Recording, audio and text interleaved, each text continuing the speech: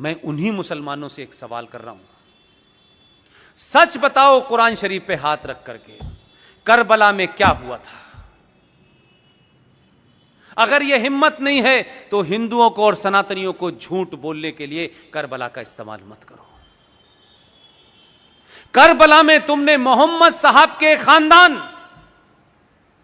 उनके नवासों के नवासे, उनकी हत्याएं करके उनकी गर्दनों को नेजों के ऊपर, नेजों कहते हैं बड़े बड़े त्रिशूलों के ऊपर लेकर के शाम की गलियों में उनकी औरतों को बेराबरू होकर घुमाया था। तुमने ये किया था। तुम किसको बताना चाहते हो?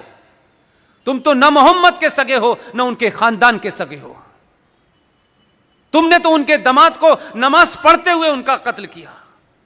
तुमने तो मोहम्मद की बेटी के घर में आग लगाई और जलते दरवाजे में उन्हें मार के दफन कर दिया। तुमने उनके नवासों की गर्दनें काटी। तुम कहते हो कि करबला हमें याद है। तुम करबला के बारे में झूठ बोल रहे हो। आज ये ताकतें कौन हैं? ये वही ताकतें हैं जिन्होंने मोहम्मद के खानदान को मारा। इसलिए अबू बकर से लेकर के अल बगदादी तक एक ही सोच है, जो मोहम्मद के नहीं हुए वो हिंदुस्तान के कैसे हो सकते हैं? जो उनके नवासों के नहीं हुए उसके कैसे हो सकते हैं?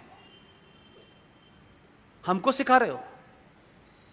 हमने तो, और हमारे डीएनए में तो राजा दाहिर सेन का इतिहास नहीं पढ़ा है तुमने, और मक्कार इस देश के इतिहासकारों ने पढ़ाया नहीं है, और हमें यह जिज्ञासा नहीं है कि हमारे पूर्वज कौन थे।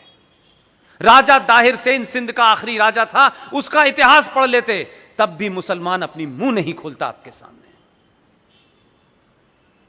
मोहम्मद साहब के परिवार में नवासों के नवासे जो भी रह गए थे,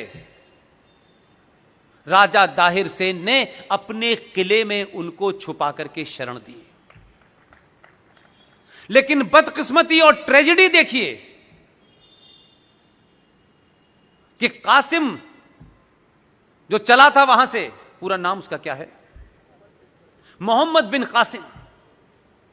जो मोहम्मद बिन कासिम आया उसने खानदान के खानदान मारे, मोहम्मद साहब के खानदान को मारा। राजा दाहिर उनके खानदान को बचाते बचाते लड़ते लड़ते शहीद हो गया, लेकिन मोहम्मद के बच्चों पे उसने आंच नहीं आने दी। उस मोहम्मद बिन कासिम ने मोहम्मद के खानदान को मारा। पाकिस्तान का आज हीरो मोहम्मद बिन कासिम है। कहां के मुसलमानों हो और किस जगह के मुसलमानों हो, हमारे मुसलमान होने पे मुझे शक है। और मेरा शक इसलिए है, जो मुसलमान हैं पूरी दुनिया में, जो कुरान को मानते हैं, जो शरिया को मानते हैं, जो हदीस को मानते हैं, वो मुसलमान होने का पाखंड नहीं करते। तुम मुसलमान नहीं हो। तुम इस धरती पे मुगलों द्वारा अत्याचारों के सामने तुमने तलवार के सामने शलवार पहन ली थी। तुम कन्वर्टेड हो, इसलिए तुम मोहम्मद के बारे में नहीं जानते। लेकिन हिंदुस्तान में पॉलिटिकली मुसलमान होना एक फायदे का सौदा है।